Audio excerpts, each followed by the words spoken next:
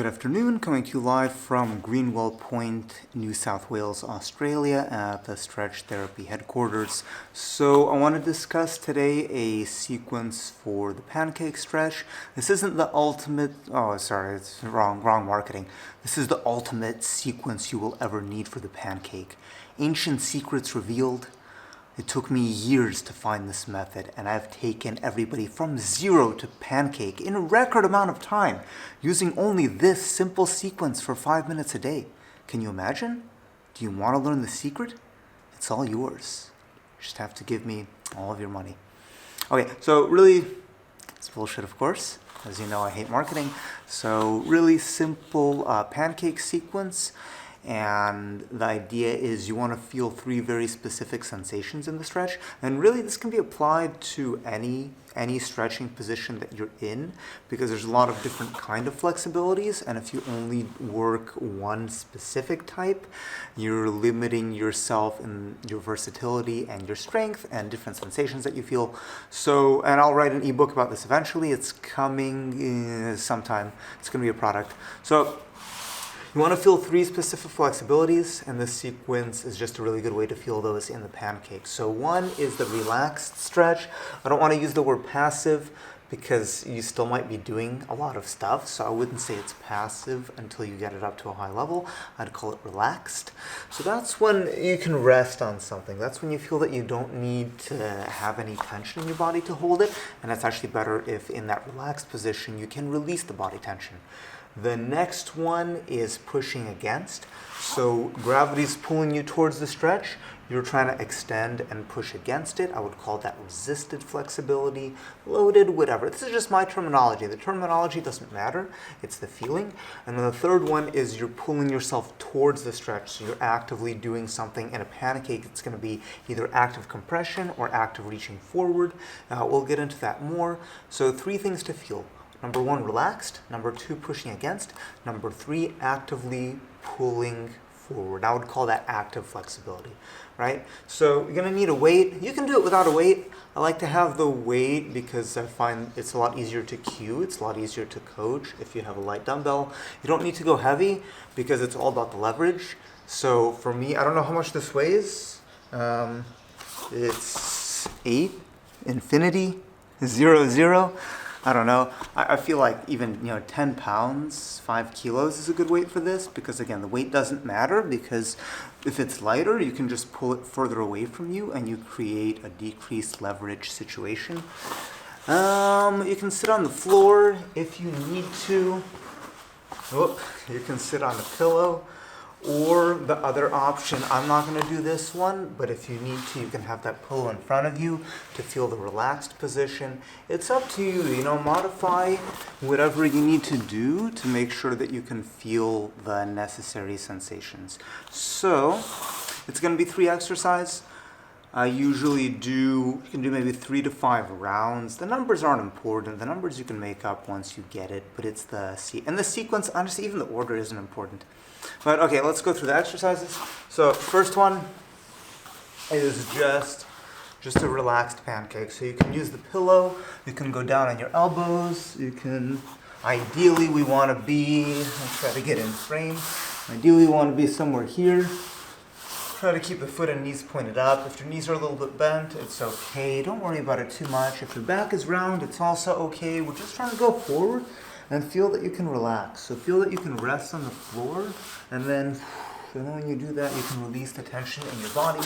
That's why the pillow is important, because the pillow can bring the floor closer to you. You can have 2 pillows, as many pillows as you need, as long as your chest is in front of your hip. Yeah, so that's number 1, and you can do that in between the 2 active flexibility exercises. The second one, if you're working on press handstand, especially Stalder press is really important, and I have just a couple ways that I like to cue and coach this.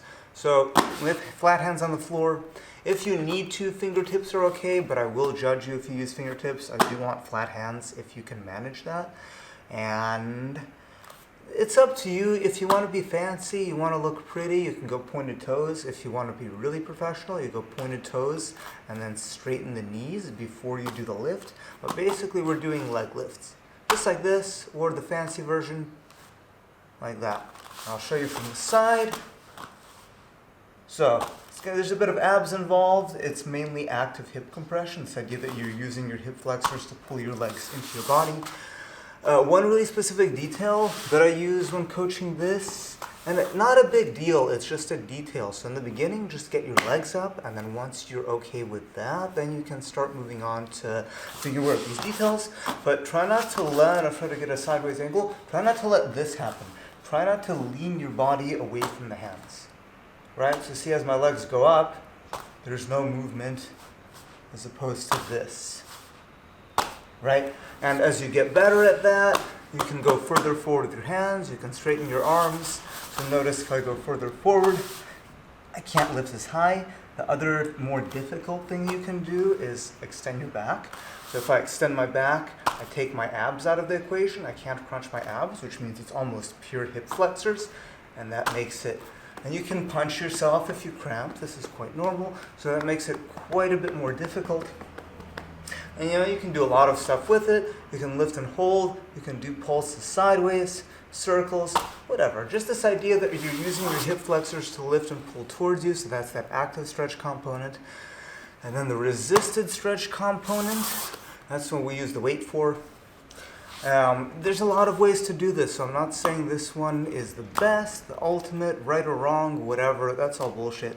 I think it's effective, and I think it's easier to coach this one, meaning that there's less artistic interpretation for making mistakes, and that's a way that I really think of how I coach and how I teach exercises. So not a heavy weight. We're going to go palms up. Really simple cue. Don't worry about the head position. Don't worry about the back position until you can already go really far. So we're just going to present the weight, lean forward as far as you can, and then come back. So as you lean forward, you're basically, the weight is pulling you down, but the contraction of the body is to open up. It's to push against the pancake. So, whoa, whoa. And it's really simple. I'm just trying to get this weight as far away from me as I can. The further it goes, the heavier it gets, the more powerful of a contraction I have to be able to hold it up. Reaching, and then coming back up. So that's exercise number 3. So once we have those 3, then we can make a sequence. So this is the order that I'm going to use. You're welcome to play around with it and make it your own. I find this particular order effective, but yeah, always play around with it. Don't do it just because I do it. So we're going to start with the presentation, the reach. So I take this weight, reach, maybe I'll do 5. Remember, the numbers don't actually matter, but 5 is not a bad number. 5, and I'll put it down, and I'll do maybe 10 of these guys. 2, 3, 4, 5, 6, 7, 8, 9, 10. Relax. And then I'll reach forward, try to get a better angle. Reach forward, hang out, maybe 20 seconds. Another thing you can play with is taking that weight and actively pushing it forward with your hands.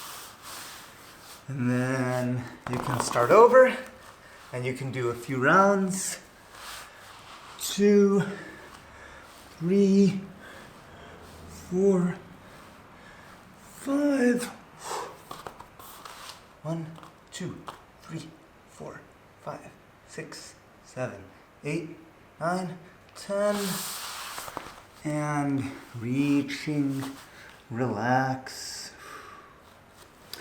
So yeah, it's a nice sequence. It's more complicated than this, but I think it's an easy one to just kind of figure out and coordinate.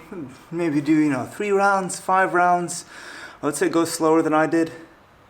If you're still working on it, use the pillows whenever you have to, and yeah, let me know how it goes. Give it a try. Hope you found this helpful. As always, I do this for a living, so you can support me by attending my workshops to learn in person, signing up for online coaching, which I'm building up a bit more of now. You can sign up for my online training group, the Physical Philosophy Project, if you ever find yourself in Las Vegas.